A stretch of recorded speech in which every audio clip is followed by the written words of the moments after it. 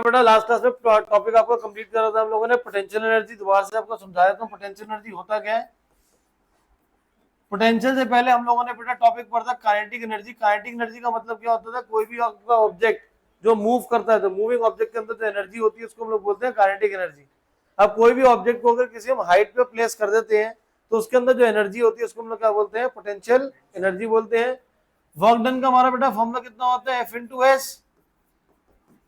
कोई भी ऑब्जेक्ट को अगर मैं ग्राउंड से लिफ्ट करके किसी हाइट पर यहाँ पे आके रख दूं, मैं h हाइट पे अगर हम रख देंगे तो उसने डिस्टेंस कितना कवर करा है, h। तो ये ऑब्जेक्ट कहाँ रखा हुआ हमने, h हाइट पर रखा हुआ हमने ग्राउंड से। इस ऑब्जेक्ट को हमने ग्राउंड से h हाइट पर रखा हुआ है, तो इसके अंदर जो हमारी एनर्जी होगी वो कितनी हो जाएगी, हमारी mgh हो जाएगी, जिसको हम लोग क्या बोलते हैं, पोटेंशियल एनर्जी बोलते हैं। फॉर एग्जाम्पल कोई भी एक आपका स्टोन 10 kg का स्टोन मैंने 10 मीटर्स की हाइट पर रखा हुआ है, तो इसके अंदर हमारी जो एनर्जी है वो कौन सी हो जाएगी बेटा, potential energy, that is mgh। Mass object का 10 kg है, gravity is 9.8 multiplied by height. Solve करेंगे तो हमारे पास आ जाएगा बेटा 980 न्यूटन आ जाएगा। क्लियर है, गलत है, जूल्स होगा, क्योंकि हमारे पास एनर्जी है और एनर्जी की एसआई यूनिट हमारी कितनी होती है, जूल्स होती है। इसी केस में अगर हम लोग ऐसे लिख सकते हैं, what will happen to the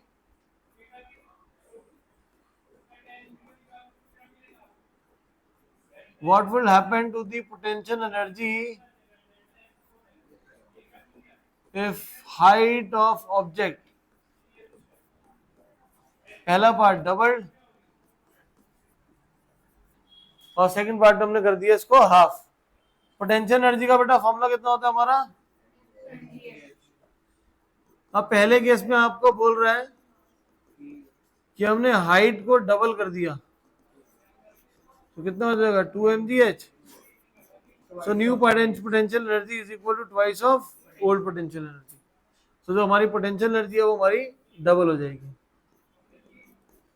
second case में जो हमारी पोटेंशियल एनर्जी है वहां पे आपको जो हाइट बोल रहा है हाफ हो गई है।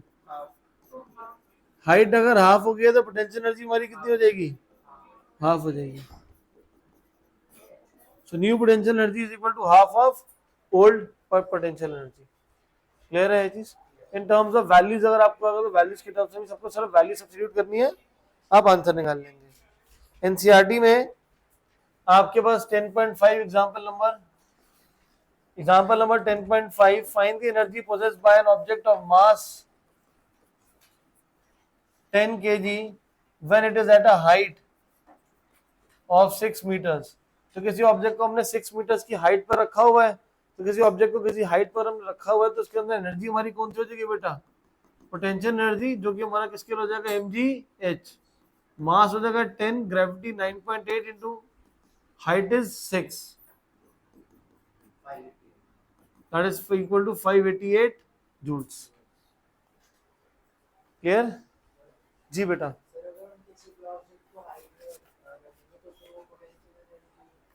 कोई भी ऑब्जेक्ट को कहीं पे किसी हाइट पर रख देंगे तो उसके अंदर एनर्जी होगी, उसको बोलते हैं पोटेंशियल एनर्जी।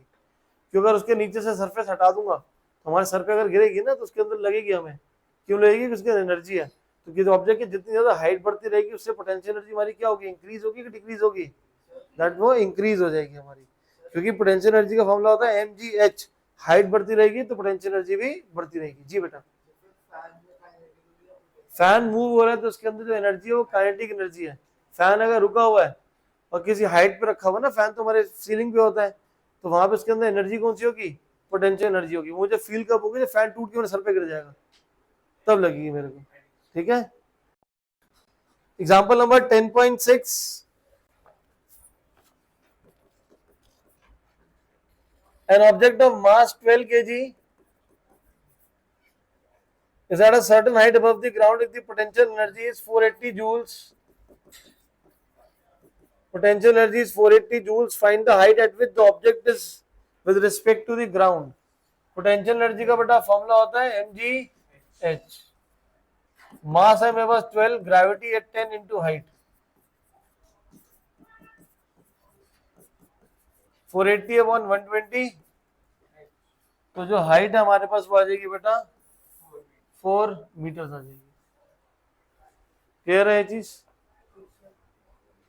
इसके बाद नेक्स्ट है हमारे पास are various energy forms inter convertible, जहां पे हमारे पास है सबसे पहले law of conservation of energy. अब law of conservation of energy हमें क्या स्टेट करता है? That energy can neither be created not be destroyed in a chemical reaction.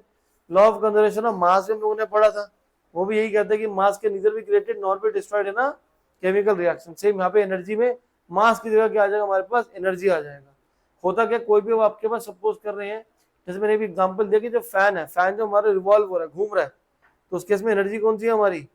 आपकी काइनेटिक एनर्जी होगी, फैन घूम रहा है।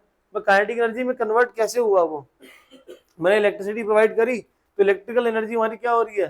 कन्वर्ट हो रही है। किसके अंदर कन्वर्ट हो रही है? काइनेटिक एनर्जी में।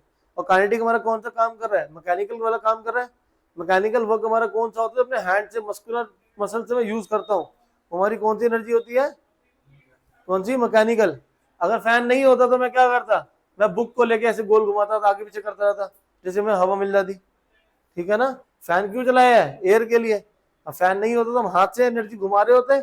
तो जो पुराने टाइम पे फैन हाथ से घुमाने वाले होते हैं, हिंदी में इसको पक्षी बोलते हैं, पता है नहीं है? ये जो हाथ से घुमाते रहो, फैन गोल गोल घूमता रहता है। चाइना में वो देखा होगा, वैसे रेड कलर का फैन घुमाते रहते हैं। तो फैन समझ आ गया ना क्या होता है? हवा करने के लिए। तो हमारे पास क्या कर रहा है? मैकेनिकल एनर्जी का काम सॉल्व कर रहा है। कैसे? इलेक्ट्रिकल एनर्जी जो है काइनेटिक में गोल घूम रही है, तो मैकेनिकल का आपका सॉल्व हो जाएगा पर्पस। अब अगर सपोज क्या नाम है, ऋषित के घर पे मोटर खराब हो गई, पानी भरने, तो ऋषित क्या करेगा? ग्राउंड फ्लोर से पानी भरेगा, उसको पूरा 3rd फ्लोर पे टेरेस पे लेके जाएगा, वहां पे भर देगा पानी। फिर एक बकेट तो बार बार ऊपर नीचे करता रहेगा ना, वो तो क्या करे? मैकेनिकल है। तो मोटर हमारा काम करती है, मैकेनिकल वर्क को आपको रिड्यूस कर देती है। क्लियर है? ये इलेक्ट्रिकल एनर्जी मैकेनिकल एनर्जी का काम वहां पे करेगी। तो एनर्जी जो होती है हमेशा एक फॉर्म से दूसरे फॉर्म में क्या होती है? ट्रांसफर होती है। पढ़ाई नहीं करी, मैंने चार्टर लगा दिया, तो क्या हो रहा है? मैकेनिकल एनर्जी से चार्टर लगेगा तो हीट एनर्जी में ट्रांसफर हो जाएगा, वो मेरे हाथ पे भी लगेगी। सो यहाँ पे हम लोगों ने पढ़ना है आपका law of conservation of energy. ये ध्यान से बेटा समझ लीजिएगा, बहुत ही इंपॉर्टेंट टॉपिक है हमारा।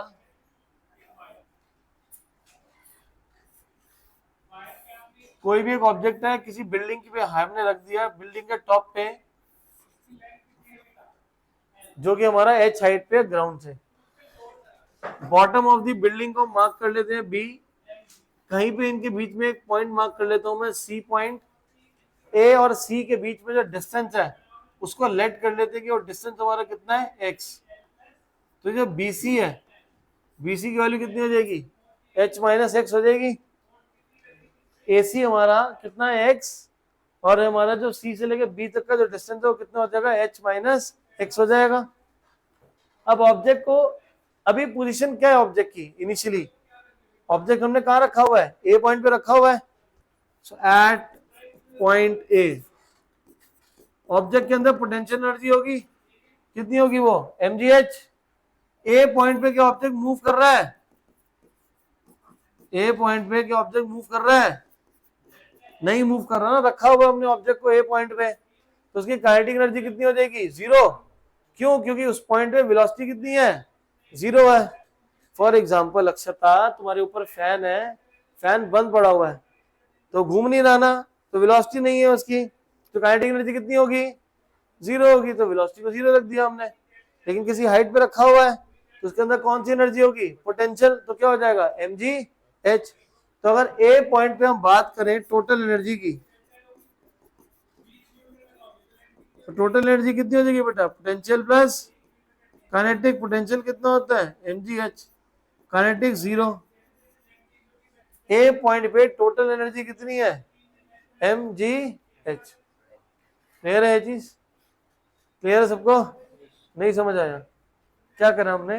ए पॉइंट पे टोटल एनर्जी निकाली है, तो एनर्जी यहाँ पे कौन कौन सी है? पोटेंशियल और काइनेटिक। ए पॉइंट पे ऑब्जेक्ट को रखा हुआ है, ऑब्जेक्ट कितनी हाइट पे है? एच हाइट पे है, तो पोटेंशियल एनर्जी कितनी हो जाएगी? mgh। काइनेटिक एनर्जी कितनी होगी? 0, क्योंकि ऑब्जेक्ट मूव ही नहीं कर रहा। तो टोटल एनर्जी कितनी हो जाएगी? Potential plus kinetic. पोटेंशियल कितना था? mgh। काइनेटिक कितना था? 0। तो टोटल एनर्जी कितनी आ गई? mgh। अब क्लियर है? अब ऑब्जेक्ट की एनर्जी हम लोग कैलकुलेट करेंगे जब ऑब्जेक्ट ए से सी पे चले जाएगा, तो एट सी पे हम लोग ऑब्जेक्ट की एनर्जी को कैलकुलेट करेंगे। ऑब्जेक्ट को हम क्या कर रहे हैं, ए से ड्रॉप कर रहे हैं, और कहां पे एनर्जी कैलकुलेट करनी है, सी पॉइंट पे एनर्जी कैलकुलेट करनी है। तो जब ऑब्जेक्ट को ए पॉइंट से ड्रॉप करूंगा तो उसकी इनिशियल वेलोसिटी कितनी होगी, 0 होगी। और कितना डिस्टेंस कवर करेगा ये, x, यहां से यहां तक गिर के आ जाएगा तो कितना डिस्टेंस कवर करेगा, x। तो यहाँ पे डिस्टेंस इसने कितना कैलकुलेट करा वो निकालो, ut plus half gt square, clear है ये। और हम यहाँ पे दूसरा फॉर्मूला लगा लेते हैं, हमारा v square minus u square is equal to 2as।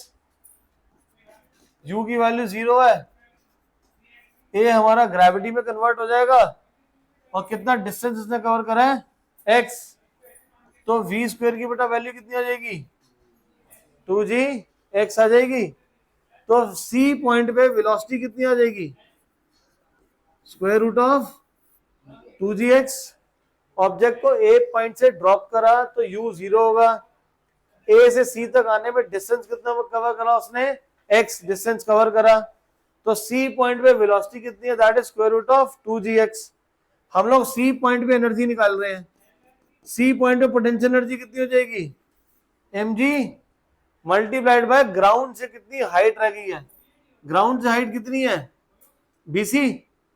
Ground से हाइट कितनी रह गई सी पॉइंट की, ये bc हाइट रह गई है, तो हाइट हो जाएगी bc। bc की वैल्यू कितनी है, h माइनस एक्स, मल्टीप्लाई कर देंगे तो हो जाएगा mgh माइनस। तो ये हमारे पास पोटेंशियल एनर्जी आ गई है कहां पे, आपकी सी पॉइंट पे। अब सी पॉइंट पे काइनेटिक एनर्जी निकालो। काइनेटिक एनर्जी का फॉर्मूला क्या होता है, हाफ एम वी। वी क्या बता रहा है, velocity at point C. C point पे वेलोसिटी हम लोगों ने ऊपर निकाली है, कितनी है,